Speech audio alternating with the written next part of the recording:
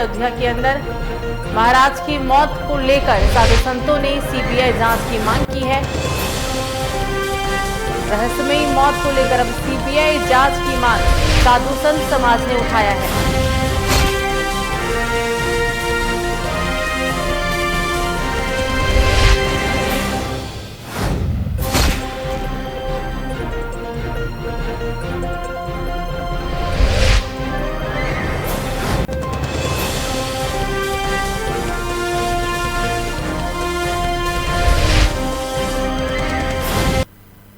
अगली बड़ी खबर बुलंदशहर से डीएम और अधीक्षण अभियंता ने किया रक्तदान। रक्तदान शिविर में अधिकारी कर रहे रक्तदान। विद्युत वितरण निगम द्वारा ब्लड बैंक में लगाया गया है रक्तदान शिविर। आपको बता दें कि सुबह 10 बजे से लेकर शाम के 4 बजे तक शिविर में रक्तदान किया जाएगा। रक्तदान की आप ये तस्वीर बुलंदशहर से देख रहे हैं और इस रक्तदान शिविर में अधिकारियों ने भी रक्तदान किया है। सुबह 10 बजे से लेकर शाम के 4 बजे तक रक्तदान किया जा रहा है।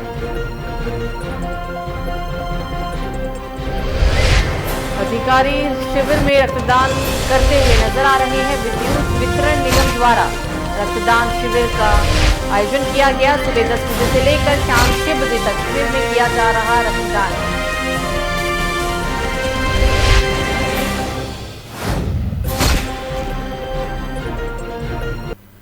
एटा से अगली बड़ी खबर, युवक ने गोली मारकर की आत्महत्या। परिजन घायल को लेकर जिला अस्पताल पहुंचे। डॉक्टरों ने घायल को मृत घोषित किया। परिजनों में आत्महत्या के बाद से बरामद किया है। पीड़ित पिता ने पुलिस पर उत्पीड़न का आरोप लगाया। कोतवाली नगर थाना क्षेत्र के बापू नगर का पूरा मामला। एटा के अंदर एक युवक ने गोली मारकर आत्महत्या कर ली और आत्महत्या के बाद से पीड़ित पक्ष का कहना है, मृतक के परिजनों का कहना है कि पुलिस ने मृतक युवक को प्रताड़ित किया था और प्रताड़ित करने की वजह से ही युवक ने आत्महत्या की है। पीड़ित के पिता ने पुलिस पर गंभीर आरोप लगाए। ये पूरा मामला आपको एटा कोतवाली नगर क्षेत्र के बापू नगर से बता रहे हैं।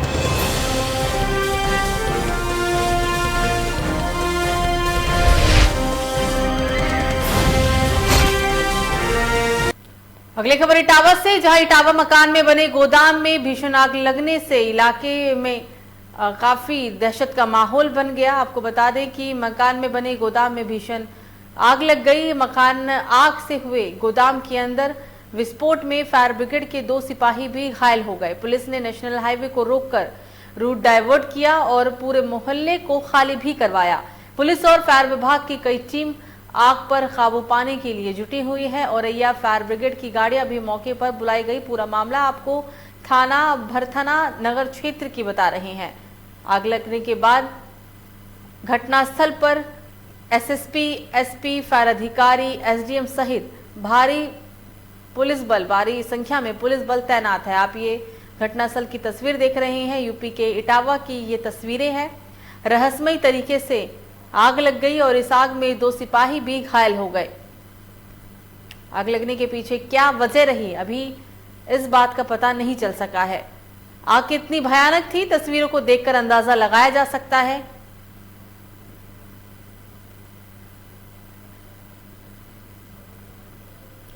गोंडा से इस वक्त की अगली बड़ी खबर आ रही है। समाज कल्याण कैबिनेट मंत्री रमापति शास्त्री का विवादित बयान सामने आया। ब्राह्मण वर्ग पर अश्लीलता भरे शब्दों में उन्होंने उदाहरण दिया है। मंत्री के इस बयान से विशेष वर्ग में काफी आक्रोश भी देखने को मिल रहा है। बड़बोले मंत्री का बयान आपको बता दें, उन्होंने ब्राह्मण वर्ग पर अश्लीलता भरे शब्दों का इस्तेमाल किया। मंत्री के इस बयान पर विशेष वर्ग में काफी आक्रोश भी देखने को मिला।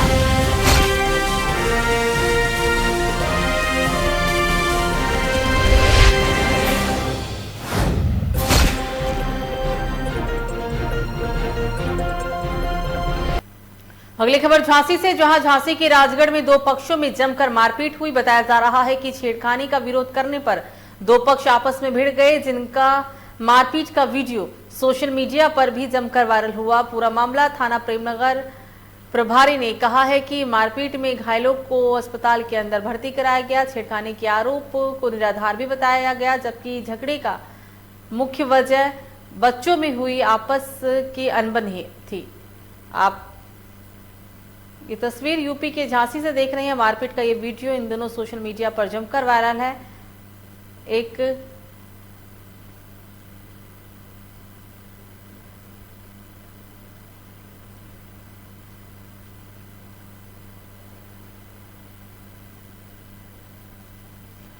अगली बड़ी खबर राजधानी लखनऊ से। राजधानी लखनऊ से इस वक्त की बड़ी खबर, श्री कृष्ण जन्मभूमि के पक्षकारों ने दिया धरना। पक्षकारों ने दिया है हजरतगंज क्षेत्र के गांधी प्रतिमा पर धरना। उपासना स्थल अधिनियम 1991 कानून को हटाए जाने की मांग की गई। धरने के दौरान श्री कृष्ण जन्मभूमि पक्षकारों ने ज्ञापन भी सौंपा। तो राजधानी लखनऊ की आप ये धरने की तस्वीर देख रही हैं। एक और धरना प्रदर्शन श्री कृष्ण जन्मभूमि को लेकर पक्षकारों ने दिया। पक्षकारों ने इस दौरान हजरतगंज क्षेत्र के गांधी प्रतिमा पर धरना प्रदर्शन किया है। उपासना स्थल अधिनियम 1991 को हटाए जाने की मांग धरना प्रदर्शन के दौरान के मौजूद लोगों ने की।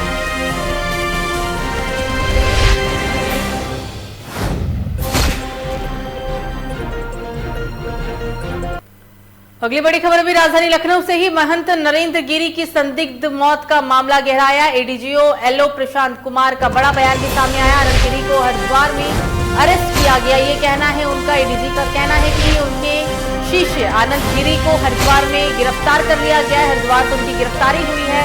उन्होंने ये भी कहा है कि यहाँ लाकर आनंद गिरी से पूछताछ की जाएगी। आद्या और संदीप तिवारी से भी पूछताछ हो रही है। शासन सीबीआई जांच कराता है तो हम तैयार हैं। एडीजी ने साफ तौर पर कह दिया है कि अगर प्रशासन सीबीआई जांच कराने के आदेश देगा तो हम पूरी तरीके से तैयार हैं। अभी हम पूरे मामले की जांच कर रहे हैं। बरामद सुसाइड नोट की भी जांच की जा रही है। तो अगली खबर मेरठ से, जहां ब्रह्मकुमारी इलाके में घर में सो रहे 40 साल के युवक और उनकी पत्नी की भाई ने चाकू से गोद कर निर्मम हत्या कर दी। 9 साल की बच्ची ने जब कमरे में पहुंचकर बचाने का प्रयास किया तो बच्ची को भी बुरी तरह से पीटा। घटना देर रात तकरीबन 2:30 की बताई गई है। दोहरे हत्याकांड की सूचना पर एसएसपी प्रभाकर चौधरी मौके पर पहुंचे और घटना की जानकारी ली, जिसके बाद पुलिस ने मामला दर्ज कर कार्रवाई शुरू कर दी।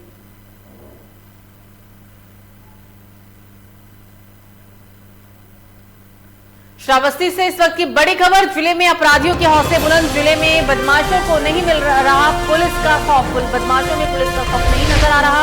बाइक चालक को चलती बाइक से गोली मारी गई। खून से लथपथ व्यक्ति को देखकर लोगों में फैली दहशत। युवक को अस्पताल के अंदर भर्ती कराया गया। गोलीकांड से पुलिस महकमे में काफी हड़कंप मच गया है। एडिशनल एसपी ने घटनास्थल का निरीक्षण किया।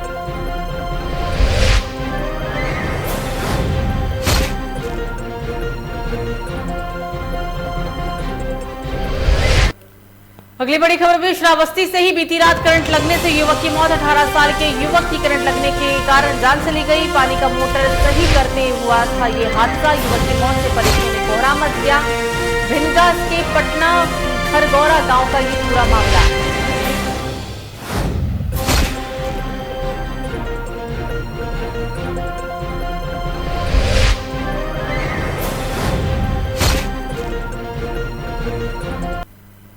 अगली बड़ी खबर सिद्धार्थनगर से बता दें, हम खबर आ रही है, जहां डुमरियागंज विधानसभा के जोगिंग बुजुर्ग गांव में विधायक राघवेंद्र प्रताप सिंह ने चौपाल कार्यक्रम में हिस्सा लिया और सरकार की उपलब्धियों के बारे में आम जनमानस को बताया है। आपको बता दें कि आगामी चुनाव 2022 आने वाला है। भाजपा की ही सरकार में सबका साथ सबका विकास संभव किया। भाजपा सरकार ने हर जाति समुदाय के लोगों का विकास किया। तो वहीं उत्तर प्रदेश में योगी जी के नेतृत्व में फिर से सरकार बनेगी, ये उनका दावा था। शिक्षा, स्वास्थ्य, सड़क, कानून व्यवस्था को लेकर सरकार ने बहुत सफलता हासिल की है। गुंडे माफियाओं में इतना डर है कि योगी के डर से जेल वेल भी नहीं कराना चाहते हैं। प्रधानमंत्री नरेंद्र मोदी विकास पुरुष के रूप में हम लोगों का मार्गदर्शन करते रहते हैं और हम सब लोग मिलकर देश व प्रदेश को विकास की ओर अग्रसर करने का निरंतर प्रयास कर रहे हैं।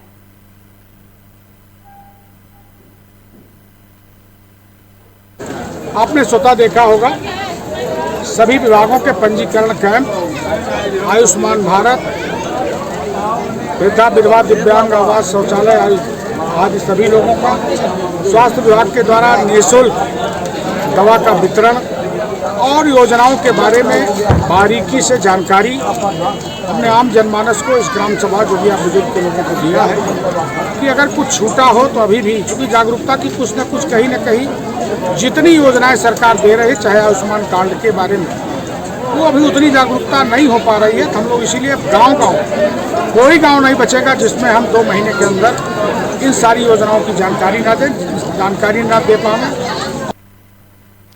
तो सूबे के मुख्यमंत्री सहित प्रधानमंत्री और अन्य प्रदेशों के नेताओं ने महंत नरेंद्र गिरी की आकस्मिक मौत पर दुख व्यक्त किया है। आपको बता दें कि नरेंद्र गिरी महाराज की मौत को लेकर उन्नाव जिले के प्रसिद्ध भिनकीपुर हनुमान मंदिर के स्वामी श्री श्री राम स्वरूप ब्रह्मचारी जी महाराज से लोकमंच न्यूज के लखनऊ मंडल ब्यूरो भानु सिंह चंदेल ने उनसे खास बातचीत की है। बताते चले कि नरेंद्र महाराज की मौत पर कई तरह के सवाल भी उठाए जा रहे हैं। कई सवालों को लेकर उनसे ये खास बातचीत हुई।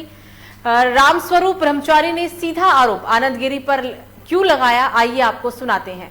उत्तर प्रदेश में राजनीति कहें या फिर ये कहें कि संत महात्मा, हमारे उत्तर प्रदेश मुखिया अभी योगी आदित्यनाथ एक संत हैं गोरखपुर मठ के, और वहीं इन सरकार में साधु संत महात्माओं का बड़ा ही सम्मान बढ़ा हुआ है, उन पर अपराधों पर अंकुश लगा। लेकिन जैसा कि कल प्रयागराज के बगाम्बरी मठ के जो महंत हैं श्री स्वर्गीय नरेंद्र महाराज जी, उसको लेकर के बड़ा एक दुखद समाचार आया है। उनकी आकस्मिक मृत्यु हुई है, जिसको लेकर के तरह तरह सवाल उठने लगे हैं। यह कहा जा रहा है कि आत्महत्या है या हत्या है, या फिर उनको इस तरह से कृत्य, या उन्हें स्वाभाविक इन्होंने अपनी इच्छा मृत्यु के साथ साथ अपने फांसी के फंदे जो लटकता हुआ शव मिला, ये अपना बड़ा सवाल खड़ा कर रहा है और उत्तर प्रदेश राजनीति से लेकर पूरे देश में भूचाल उत्पन्न कर चुका है। इन्हीं कुछ बातों को लेकर के हमारे साथ स्वामी जी हैं भिनकीपुर दरबार के, या श्री श्री राम स्वरूप ब्रह्मचारी जी, जो कि उनके काफ़ी करीबी बताए जाते हैं, काफ़ी उनके बारे में जानते भी हैं। उन्हीं जानेंगे आखिर वाकई में ये समस्या क्या है। स्वामी जी, आपका लोकमंच में स्वागत है।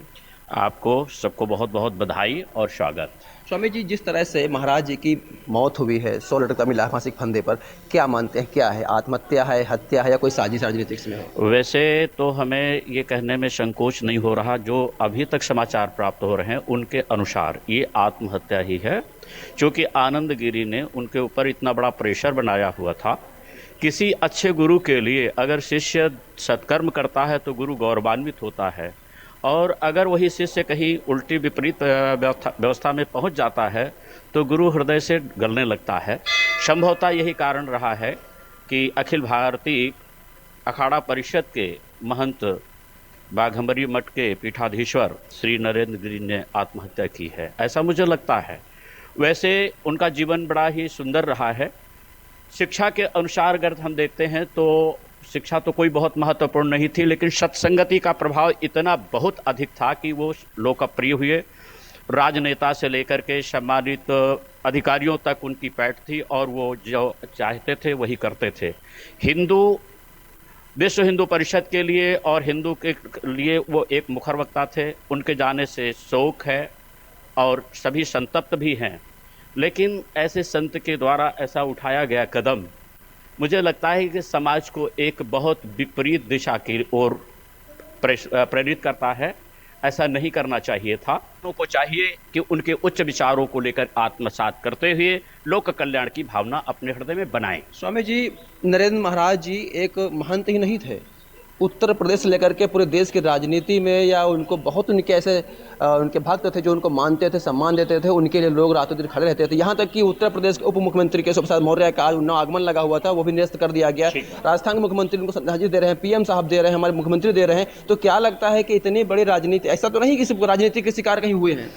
राजनीति का शिकार भी क्या कहा जा सकता है, क्योंकि देखिए, हमें अपने संतत्व और साधना के मार्ग पर रहने के पश्चात कुछ चीज़ें हमारे पास में होनी चाहिए और कुछ चीज़ें नहीं होनी चाहिए। मुझे लगता है कि शायद जितना राजनीति में इन्होंने तेजी के साथ में प्रवेश किया, पतन का हेतु ये भी हो सकता है, इससे इनकार नहीं किया जा सकता है। आज सभी लोग श्रद्धांजलि दे रहे हैं, आज सभी लोग कर रहे हैं। इन सभी का उत्तरदायित्व तो होता था कि इस मामले को एक बार कम से कम गहराई से देख लेते, क्या इनके गुरु और शिष्य के बीच में क्या समस्या थी, इस पर देखना चाहिए था। खैर, हिले रोजी बहाने मौत की कहावत चरितार्थ होती है, और उनको इतने दिन ही 60 वर्ष की आयु ही पूर्ण करके जाना था, इसलिए ऐसी घटना हुई है। ये घटना वास्तव में बड़ी दुखद है और हम सब लोग आहत हैं। संत समाज का एक प्रमुख व्यक्ति गया है, और उनकी आत्मा को शांति मिले। बार बार भगवान से मेरी यही प्रार्थना। बिल्कुल स्वामी जी, लोकमंच की टीम और मैं और मेरी पूरी टीम महात्मा जी को, संत जी को सत सत नमन करता है, विनम्र श्रद्धांजलि उनको देते हैं। ईश्वर उनकी आत्मा परमात्मा को शांति प्रदान करें, चरणों में स्वर्ग देव ने, यही मैं कामना भी करता हूँ। बहुत धन्यवाद बात करने के लिए। और आप सबको भी और मेरी भी यही प्रार्थना, और सभी को धन्यवाद, और आपके चैनल को बहुत बहुत धन्यवाद। स्वामी जी हमारे साथ में थे रामसूर ब्रह्मचारी जी, उन्नाव जनपद के भिनकीपुर मंदिर के जो एक प्रसिद्ध मंदिर है, यहाँ पर थे। उन्होंने कई वक्तव्य रखा, ये भी रखा कि नरेंद्र गिरी जी की मौत के पीछे क्या राज क्या हो सकता है। फिलहाल आईयू से लेकर डीआईयू तक उस पूरे मामले की जांच पड़ताल कर रहे हैं। फोरेंसिक टीम से लेकर के डॉग स्क्वाड तक लगा हुआ है, और जो सुसाइड नोट मिला है उसकी फोरेंसिक जांच कराने का पूरा प्रयास किया जा रहा है। उससे पता लगाया जा सकता है कि वाकई में स्वामी जी ने स्वयं सुसाइड नोट लेकर के आत्महत्या की है, या फिर वो सुसाइड नोट किसी और ने डाला है और उनको फांसी के फंदे पर मार के टांग दिया है। ये तो जांच का विषय है। तभी अब देखना दिलचस्प होगा कि इस जांच की कितना प्रभावित करती है उत्तर प्रदेश राजनीति को। और चीजें आती हैं तो उसको बैठ करके हम आपस में मिल करके उसको शेयर कर लेते हैं, बांट लेते हैं। शायद यही कारण रहा है जिससे उन्होंने आत्महत्या की है। और जहां तक ऐसा किया जाए कि नहीं उनको मारा गया या उनके साथ में कोई षड्यंत्र हुआ, उनके शिष्य का जो वक्तव्य है वही विपरीत है। क्योंकि वो जहाँ पर रहते थे वो एकांत में थे, और एकांत में होने के कारण अंदर से कमरा बंद था। ऐसी स्थिति में ये कहना कि किसी ने उनके साथ में कोई षड्यंत्र किया, ये सच्चा नहीं है। आत्मा को परमात्मा से मिलाने का सभी संतों का एक प्रयास होता है, लेकिन उन्होंने आत्महत्या करके इस जगत में महात्माओं के प्रति थोड़ा सा विचार नहीं किया कि इतना सुंदर वेश है और उनकी बात सब जगह मानी जा रही है, हर एक उनकी बात को सुन रहा है और उसके अनुसार कार्य भी कर रहा है। फिर भी ऐसा हुआ, ये बड़ा दुखद है।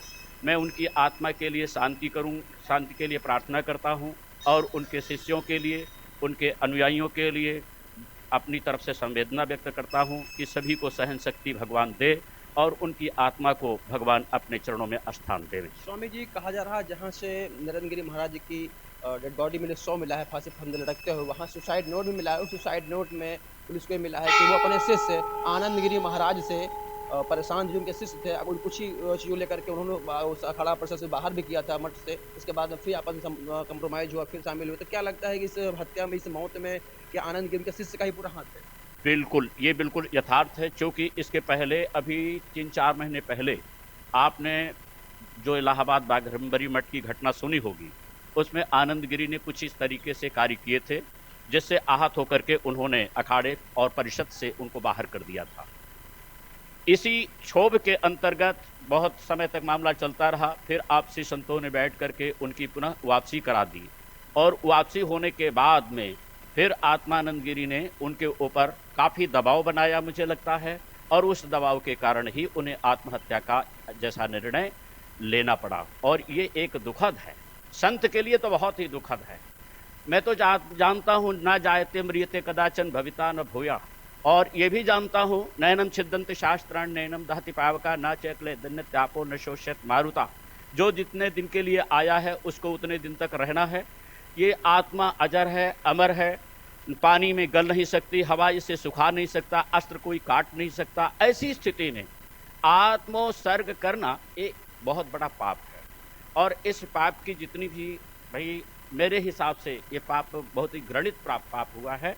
और इस पाप के निवृत्ति के लिए मैं भगवान से प्रार्थना करता हूँ कि प्रभु उनकी आत्मा को शांति देना, क्योंकि लोक कल्याण के कार्य उनके द्वारा किए गए जो हैं।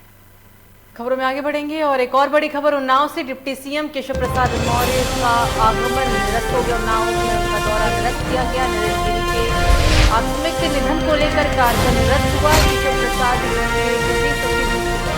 पत्र करके सूचना दी। जिला प्रशासन ने लगभग पूरी तैयारियां कर ली थी। कई योजनाओं का केशव प्रसाद को शिलान्यास भी करना था।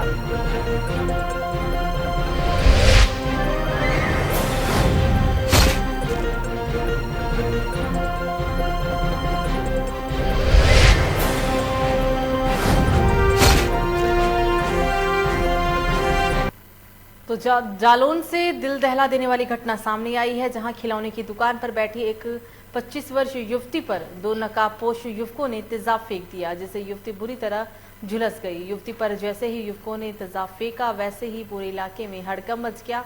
घटना की जानकारी जैसे ही पुलिस को लगी, पुलिस मौके पर पहुंची और स्थानीय लोगों की मदद से सामुदायिक स्वास्थ्य केंद्र में भर्ती कराया गया, जहां चिकित्सकों ने प्रथम उपचार करने के बाद गंभीर हालत को देखते हुए उसे जिला अस्पताल उरई के लिए रेफर कर दिया है।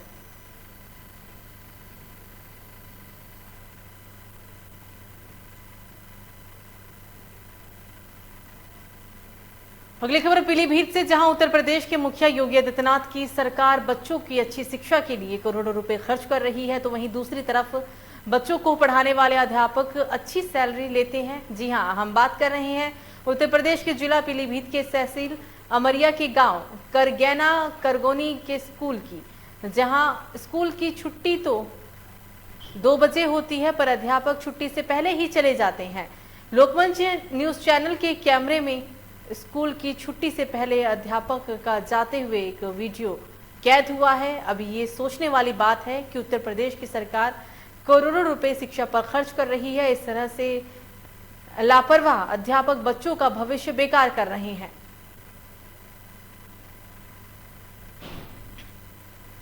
अगली खबर आगरा से, जहां बीजेपी सरकार के 4.5 साल कितने बेमिसाल रहे, ये आपको बता दें कि ताज के शहर आगरा में बारिश में नाले के तेज बहाव से पता चल रहा है। तेज बहाव में गुम हुई 5 साल की बच्ची पुलिस को सूचना मिलते ही मौके पर पहुंची। पुलिस ने रेस्क्यू किया। आप तस्वीरों को देखकर अंदाजा लगाइए कि इन 4.5 साल में योगी सरकार ने क्या काम किया। आप तस्वीरों में साफ तौर पर देख सकते हैं कि कितना पानी है। बताया जा रहा है कि इस पानी में 5 साल की बच्ची डूब गई थी, लेकिन अच्छी बात यह रही कि बच्ची का रेस्क्यू किया गया और बच्ची को बाहर निकाला गया। बारिश के 5 साल की बच्ची का अभी तक पता नहीं लग पाया है, माफ कीजिएगा। बताया जा रहा है कि बच्ची का अभी तक पता नहीं लग सका है। इस पानी में बच्ची डूब गई और रेस्क्यू करने के बावजूद भी बच्ची का कोई भी पता नहीं चल पाया। खबरों में आगे बढ़ेंगे। एक और बड़ी खबर राजधानी लखनऊ से, महंत नरेंद्र गिरी के सुसाइड नोट में खोली गई राज। सुसाइड नोट की गहराई से छानबीन की जा रही। सुसाइड नोट को पुलिस ने कब्जे में लिया। मामले को लेकर एडीजी ने कार्रवाई के आदेश दिए।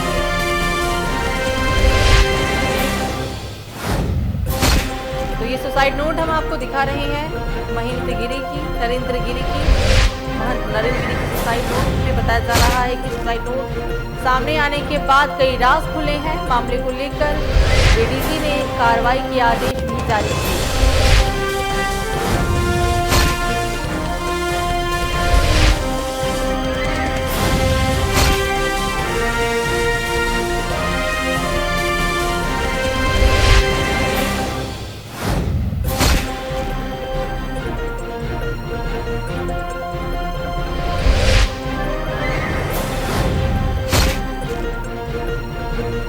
कल नरेंद्र गिरी ने आत्महत्या कर ली थी। आत्महत्या के बाद से प्रयास लगाया जा रहा है कि ये हत्या है या फिर किसी साजिश के तहत इसे आत्महत्या करार देने की कोशिश की गई है। एक सुसाइड नोट भी महंत नरेंद्र गिरी के शव के पास से मिला और अब ये सुसाइड नोट के आधार पर कई बातों का दावा किया जा रहा है। इस पर ज्यादा जानकारी के लिए हमारे साथ उत्तर प्रदेश के ब्यूरो चीफ आसिफ जुड़ गए हैं। आसिफ, कहा जा रहा है कि सुसाइड नोट सामने आने के बाद कई राज खुल सकते हैं और कई राजों पर से पर्दा भी उठा है। ताजा अपडेट बताएं आसिफ। जी बिल्कुल, सभी बता दूं कि सुसाइड नोट ही अहम सुराग है और पुलिस की तफ्तीश में जो सुसाइड नोट बरामद हुआ है वह काफी सहायक भी होगी, क्योंकि सुसाइड नोट में साफ तौर पर उन्होंने अपने चेले समेत 3 लोगों पर आत्महत्या के उकसाने की बात कही है और साथ ही साथ सुसाइड नोट में यह जिक्र भी किया गया है कि उनकी फोटो किसी लड़की के साथ खींची गई थी और जिसको लेकर जो है कई दिनों से दबाव बनाए ब्लैकमेल किया जा रहा था नरेंद्र गिरी को। और साथ ही साथ सुसाइड नोट में यह भी लिखा गया था कि बीते 13 तारीख को ही वह आत्महत्या करने वाले थे, लेकिन उनमें हिम्मत नहीं हुई। लेकिन लगातार प्रताड़ना से तंग आकर उन्होंने जो है यह बड़ा कदम उठाया है, आत्महत्या किया। हालांकि पूरे मामले पर अब टीम गठित कर दी गई है, करीब 16 अधिकारियों की टीम गठित की गई है, जिसकी मॉनिटरिंग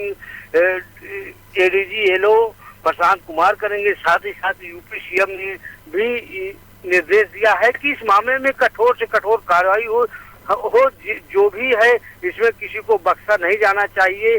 और आपको शुरू में बता दूं कि लगातार जो है आज दिन भर प्रयागराज में मंत्री, विधायक और अफसरों की लंबी कतार भी लगी रही है और सबकी तरफ से यह मांग की जा रही है कि इस मामले का खुलासा हो और जो दोषी हैं उनके खिलाफ कठोर से कठोर कार्रवाई की जाए, जिससे जो है जो संत ने आत्महत्या की है इसमें जो है ऐसे संतों की जान सेफ रहे और जो दरिंदे हैं जो उकसा रहे थे उनको उनके खिलाफ भी कार्रवाई की जाए, तभी न्याय हो सकेगा। हालांकि इस मामले में एसआईटी जांच के आदेश भी कर दिए गए हैं, एसआईटी गठित कर दी गई है।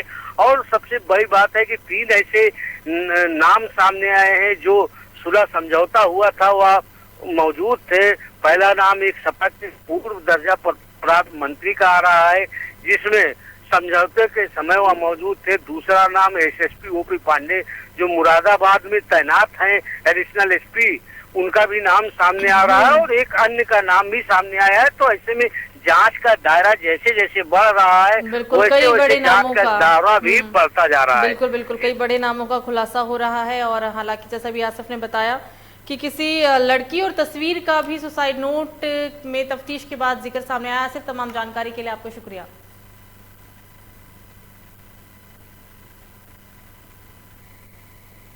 तो फिलहाल बुलेटिन में मुझे दीजिए इजाजत। लोकमंच न्यूज पर खबरों का सिलसिला जारी रहेगा। नमस्कार।